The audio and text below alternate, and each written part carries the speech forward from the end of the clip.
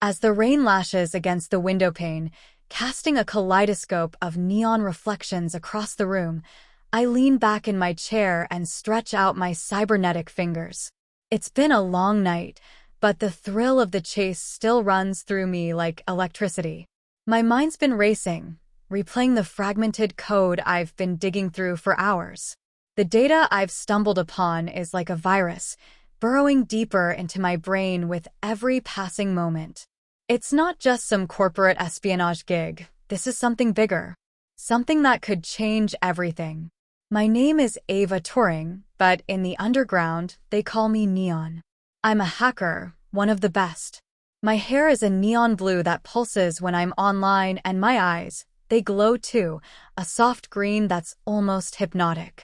People say I have a knack for finding things that others can't, and right now, that knack might just save the city. I've been hired by an anonymous source to dig into the network of one of Neo-Tokyo's most powerful corporations. The job seemed simple enough at first.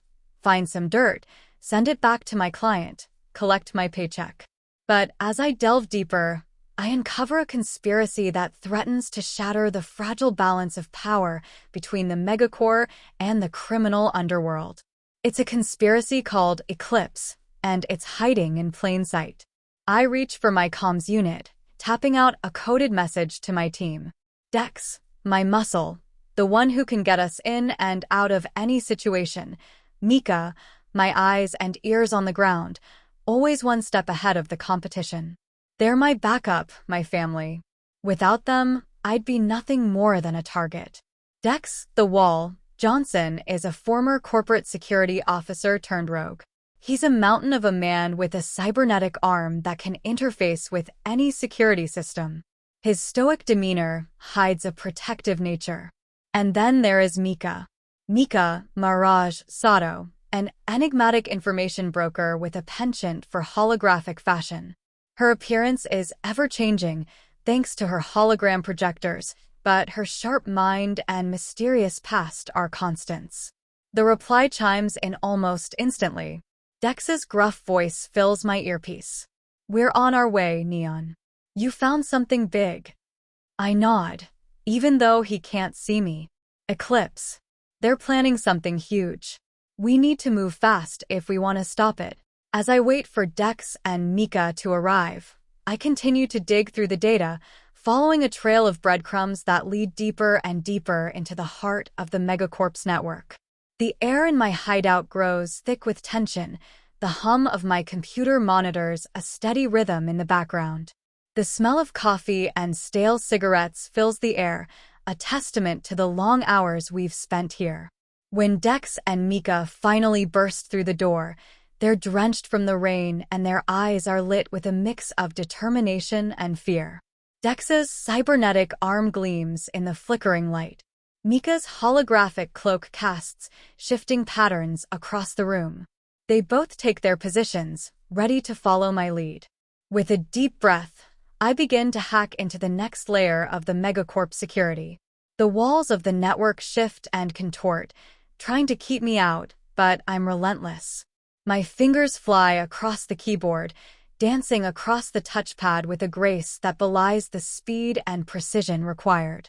The air around us crackles with energy as the security system strains to contain us. As I finally break through, the data floods my senses. It's like being submerged in a vast ocean, each piece of information a new wave crashing against my consciousness. I can feel the weight of the knowledge pressing down on me, threatening to pull me under. But I can't stop now. I have to keep going. I have to find the truth. All right, I pant, struggling to keep my bearings. I think I found their mainframe. Let's see if we can get inside. With a nod, Dex and Mika fall into formation, their cybernetic enhancements humming softly as they prepare for the final assault. The air in the room is electric, charged with the anticipation of battle. As we launch our coordinated attack, the mainframe's defenses flail wildly, unable to contain our combined might. Piece by piece, we pry open the system, revealing the dark heart of the conspiracy. And there, glowing like a beacon in the darkness, is the evidence we need. The truth about Eclipse. With shaking hands, I extract the data from the system, a digital Rosetta Stone that will unravel the mystery. The air in the room grows thick with tension as we transfer the data to a secure drive, our every move scrutinized by unseen eyes. But we've come too far to fail now. All clear, Dex mutters into his comms unit. We're out. With a sigh of relief, I follow suit, disconnecting from the network and scrambling to erase our trail. We're not out of the woods yet, but we've done the hard part. Now it's a matter of getting the evidence to the right people and hoping they can stop Eclipse before it's too late. As we gather our gear, I can't help but feel a sense of pride and accomplishment wash over me. Despite the odds, we've managed to make a difference. But I know that the next time we find ourselves in this kind of situation, it won't be any easier. The world of Neo-Tokyo is a dangerous place, and there will always be those who seek to use it for their own gain. We step out into the night, our shadows stretching before us like long, dark fingers. The rain has finally stopped, leaving the city glistening in the moonlight. As we fade into the shadows, blending seamlessly into the neon-lit sprawl, I can't help but wonder what the future holds for us. But for now, at least, we've bought the world a little more time. Dex hails a taxi, and we pile inside, heading back to our respective safe houses. The driver, an old man with a weathered face and a cigarette permanently affixed to his lips, gives us suspicious glances in the rearview mirror. I'm sure he can tell there's something off about us, but he doesn't ask any questions. He probably knows better. As we speed through the city, the digital data burning a hole in my pocket, I can't help but feel a sense of relief. We've done it. We've beaten the odds and brought the truth to light. But I also know that this is far from over. The megacorp will strike back, and they won't hesitate to use their considerable resources to silence us. We each slip into our separate cover stories as the taxi pulls up to our respective destinations. Dex thanks the driver and pays him, then disappears into the night like a ghost. Mika and I exchange glances, our holograms flickering in and out of existence, and then she's gone as well. I'm left alone in the back seat, feeling a strange mixture of exhilaration and dread. With one last deep breath, I step out of the taxi and into the shadows. My heart is racing, but I know what needs to be done. I have to find a way to get this data to the right people and hope that they can make a difference. Because if they can't, if they fail, then it won't just be us who pay the price. It will be the entire world. The air is thick with possibility, with the promise of change. I close my eyes for a moment, letting the cool night breeze wash over me, and I steel myself for what comes next. Because in a city like Neo-Tokyo, where the line between reality and fantasy is razor thin, where the future hangs in the balance, there is no room for fear or doubt. There is only action. And in a world where the odds are stacked against you, sometimes all you can do is play the hand you're dealt and hope for the best.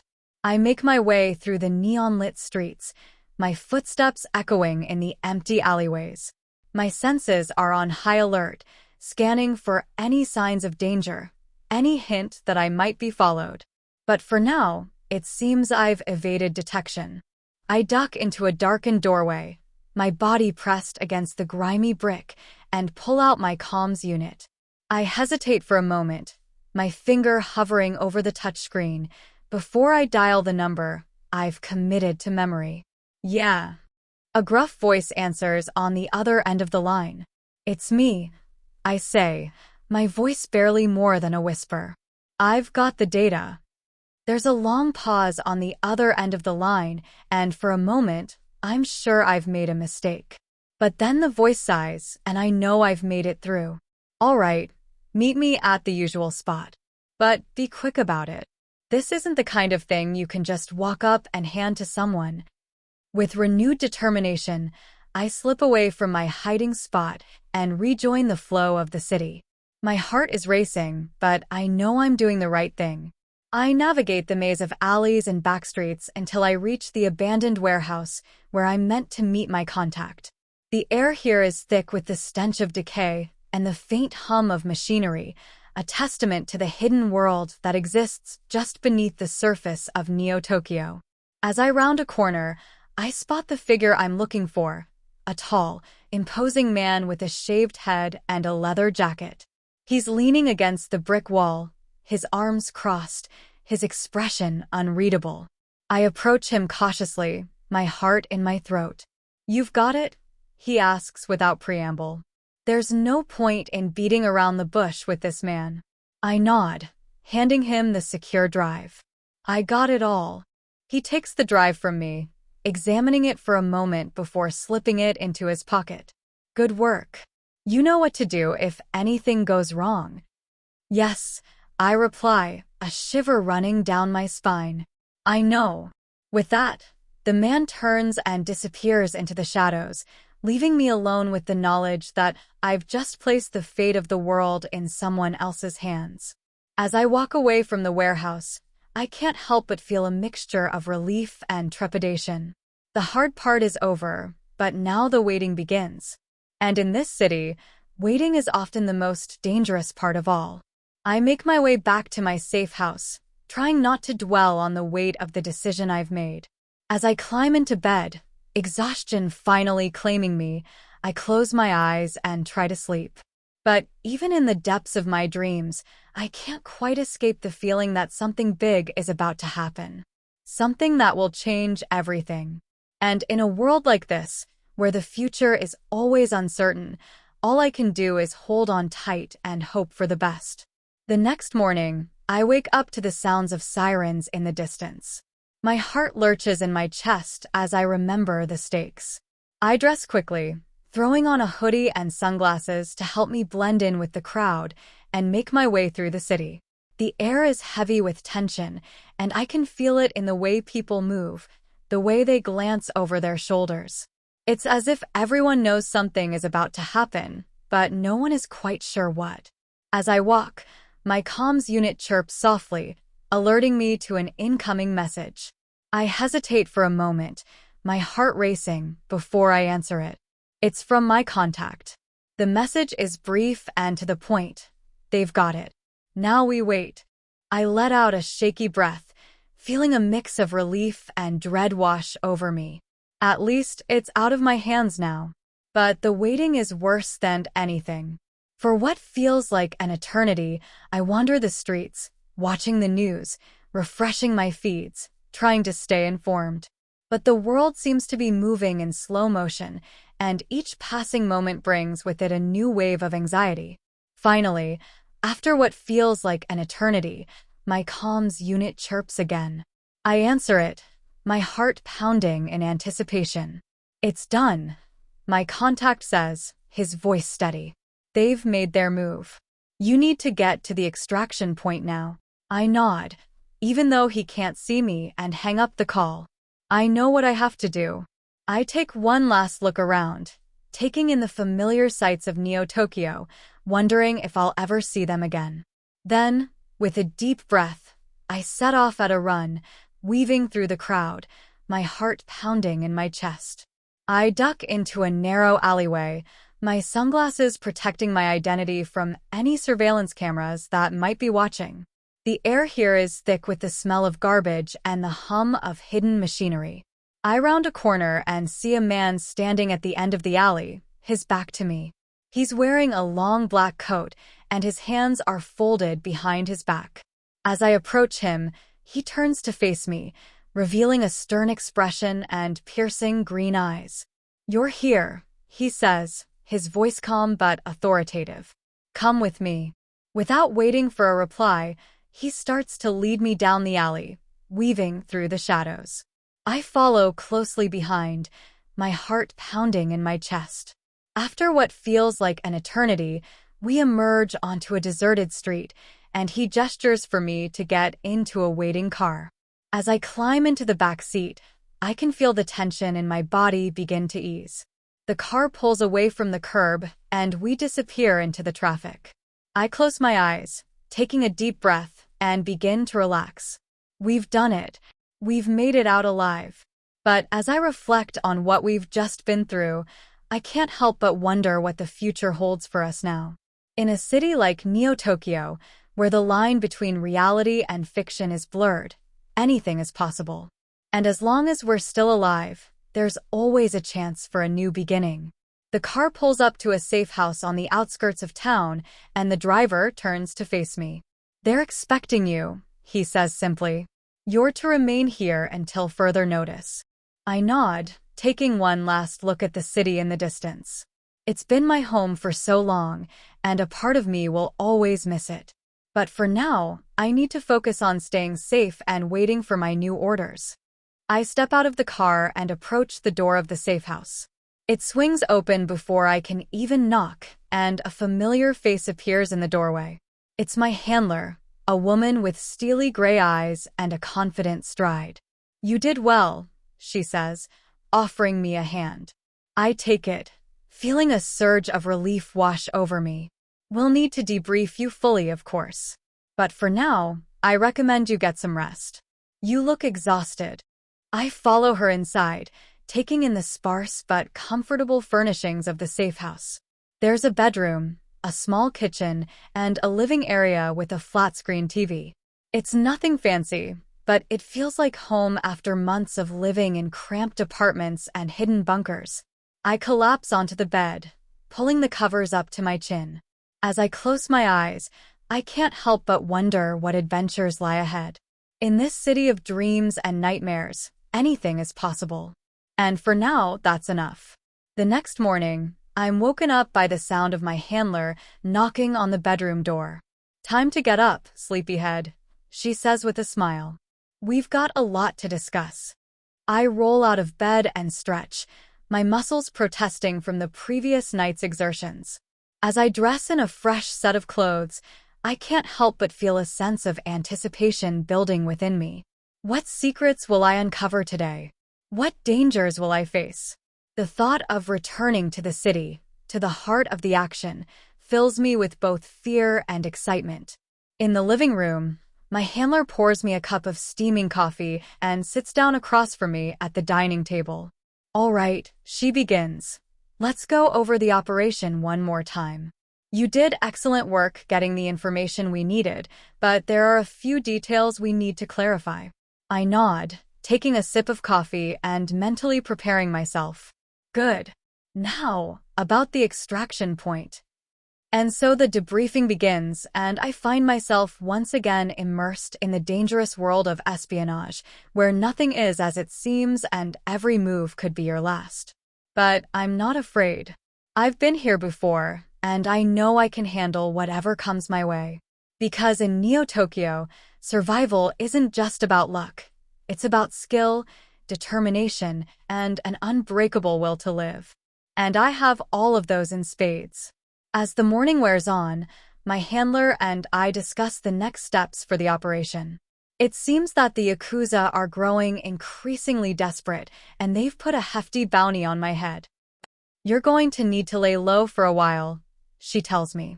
"But don't worry, we'll have you back in the field soon enough." I nod, understanding the risks. In this line of work, there's no such thing as a permanent victory or defeat. The balance of power shifts constantly, and one mistake could mean the end for someone like me. But I've made it this far, and I'm not about to let a little thing like danger scare me off.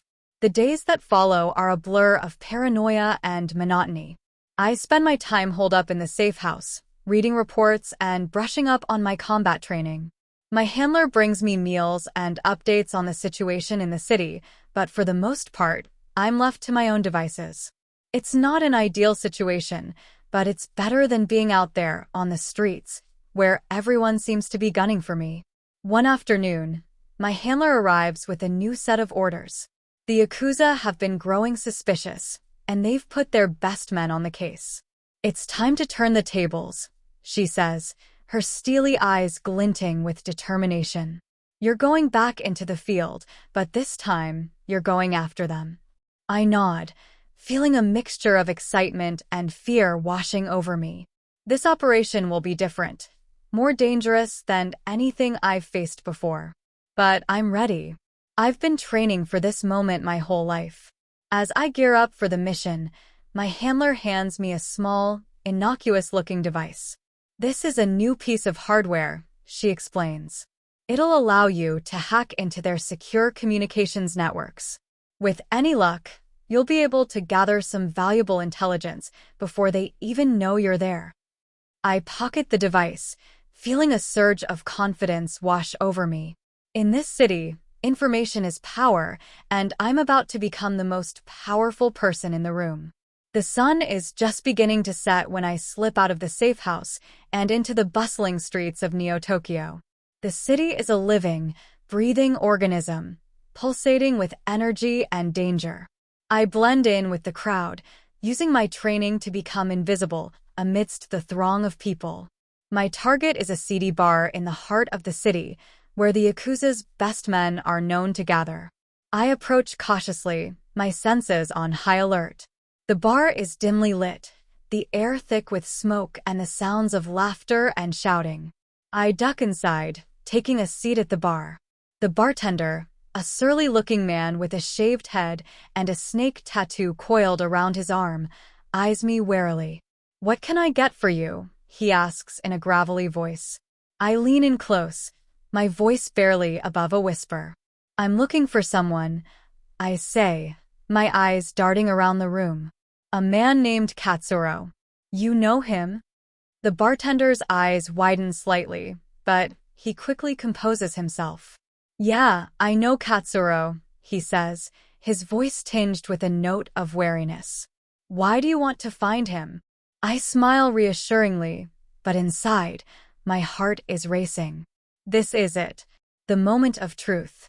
"I have a message for him," I say, my fingers itching to reach for the device in my pocket. "It's important." The bartender nods, his eyes flicking to the back of the bar. "He's in the private room," he says, gesturing discreetly towards a door marked with a red kanji symbol.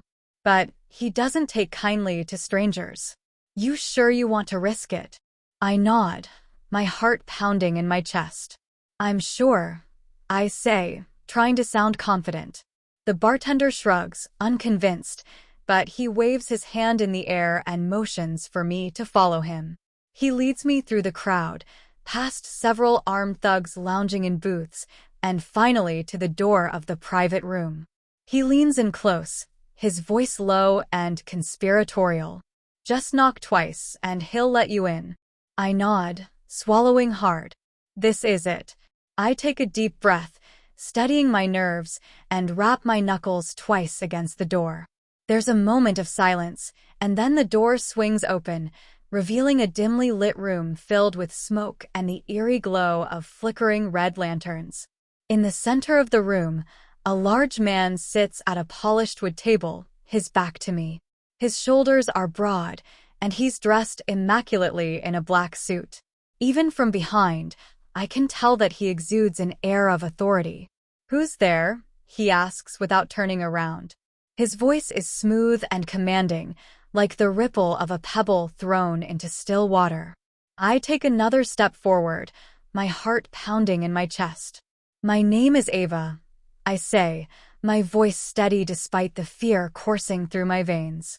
"I have a message for you."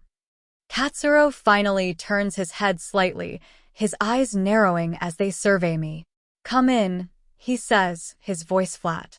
I hesitate for a moment, my hand still on the doorframe, but then I step forward, entering the dimly lit room. As my eyes adjust to the smoke-filled air, I see that Katsuro is alone at the table, a half-empty glass of whiskey in front of him. "You have a message for me?" he asks, his voice still devoid of emotion. I take a deep breath, my hand fidgeting with the device in my pocket.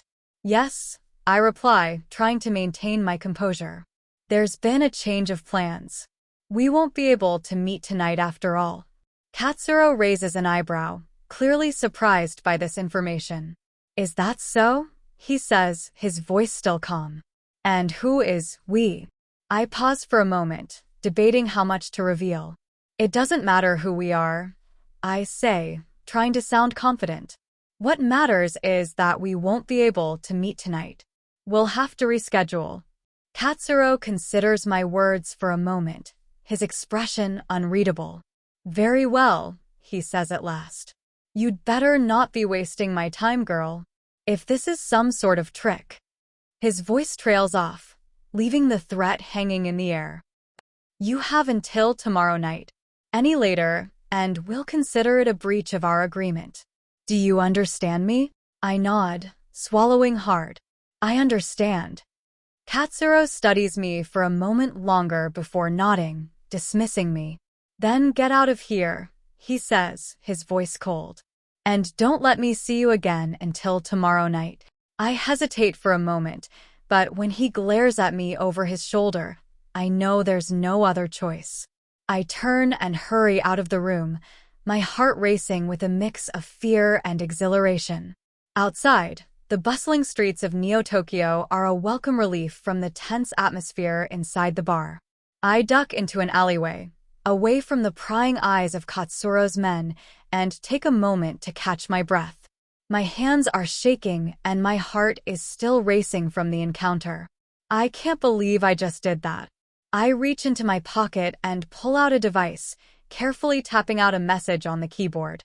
It's a risky move, using a cell phone to communicate with our contact, but it's the only way we can be sure Katsuro won't get his hands on the information. As I type, my fingers fly across the keys, my heart pounding in my chest. When I'm done, I take a deep breath and hit send. There's a brief pause, and then a message appears on the screen. Received. Understood. Be careful. I let out a sigh of relief and pocket the phone again. We've bought ourselves some time, but the stakes have never been higher. Tomorrow night, I have to find a way to outmaneuver Katsuro and end this once and for all. I make my way back to my old apartment, a small, cramped place near the edge of the city.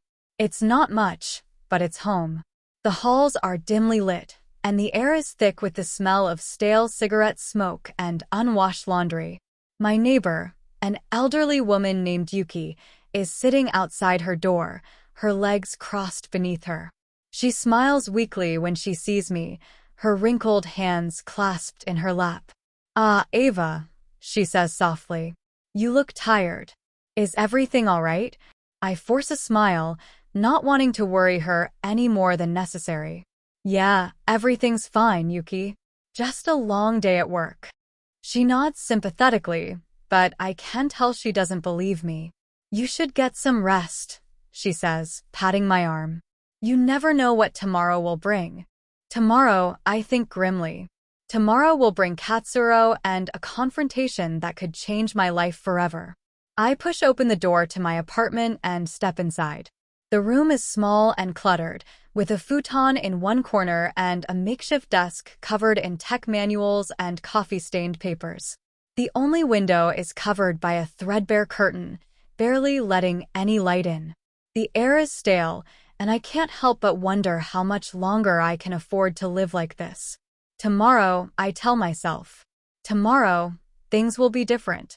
I strip out of my clothes, tossing them carelessly onto the floor, and crawl into bed. The futon is thin and uncomfortable, but exhaustion overpowers me almost instantly. My dreams are haunted by images of Katsuro's cold, emotionless face, and the look of betrayal in his eyes. I toss and turn, unable to escape the sense that something terrible is looming just beyond my grasp. Finally, I force myself to wake up. The room is still dark, but the first rays of dawn are starting to filter through the curtain. I sit up, my head spinning, and stretch my stiff muscles. There's no time for a shower. I have to get moving. I pull on a pair of jeans and a sweatshirt, not bothering to brush my teeth or comb my hair. As I head out the door, I pause for a moment, taking a deep breath. Tomorrow, I tell myself. Tomorrow will be the day everything changes. The streets of Neo-Tokyo are alive with activity as I make my way to my meeting spot. The neon signs flicker above me, casting a garish light over the hustle and bustle below. The air is thick with the scent of cooking oil and car exhaust. I duck into an alleyway, weaving my way through the crowds, and find the hidden door that leads to our safe house. I rap on the door 3 times, and it swings open, revealing a small, dimly lit room. Our contact, a tall, bald man named Oda, motions for me to come inside. We sit around a battered wooden table, each of us clutching a mug of hot coffee. The room is lined with shelves, filled with an assortment of strange and ancient-looking technology. Oda leans forward, his eyes intense behind his wire-rimmed glasses. "So, you have something for us?" he asks. I nod, my heart pounding in my chest. "Katsuro's men have it," I say, quickly filling them in on what happened at the bar last night. "They're holding it in some abandoned warehouse, just outside the city limits." Oda listens carefully, his expression unreadable. "That's bad news," he says finally. "But it's not entirely unexpected. We knew he was a threat. And now, we have the proof we need." He pauses, considering his words carefully. "We need you to get in there, find whatever it is Katsuro has, and destroy it. Then, we'll take care of him." I nod, my throat tight. "And you'll make sure it's safe?" Oda meets my gaze steadily. "We'll do our best. But you understand the risks, don't you? Once you're in there, there's no going back." I stand up, my resolve firming. "I know what I have to do.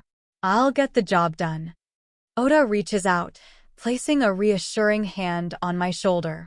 "Thank you, Takeo. We won't forget what you're doing here. And we'll make sure your debt to us is paid in full." With that, he leads me to the back of the room, where a black backpack lies on the floor. Inside, I find a collection of high-tech gadgets, a grappling hook, a silent alarm, and a small device that can disable security systems. As I buckle the backpack onto my waist, I can't help but feel a mixture of fear and determination coursing through me. I may not be a trained operative, but I've spent my entire life surrounded by this world. I know the ins and outs of it better than anyone. And I'm not about to let Katsuro win.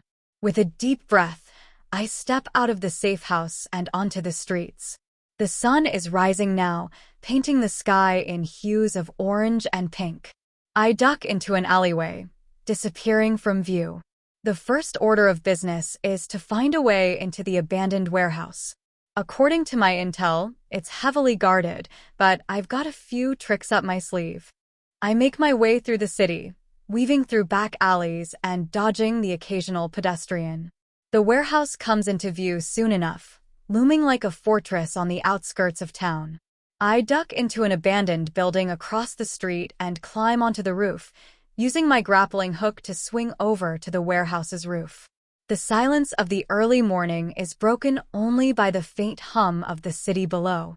I creep across the roof, avoiding any guards or security cameras.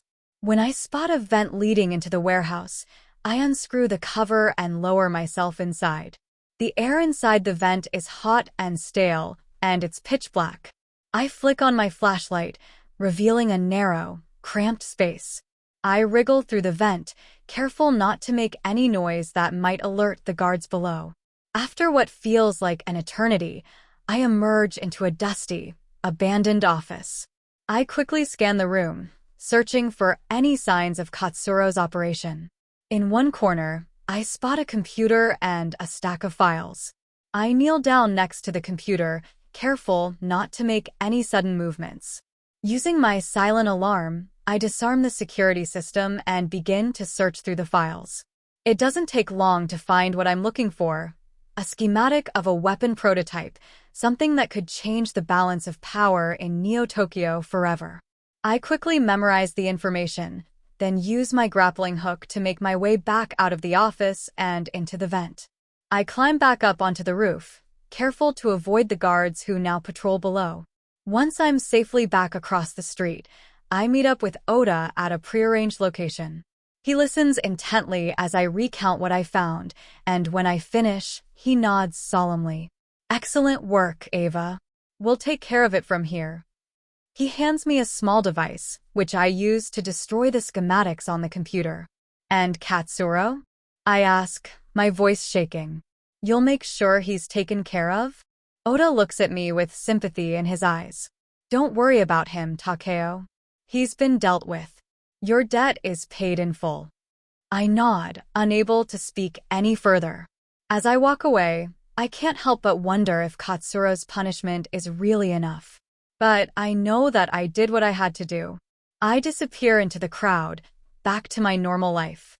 The weight of the past few days feels like it's lifting from my shoulders. But I know that this world isn't one where you can ever truly escape. The shadows will always call you back in. And when they do, I'll be ready.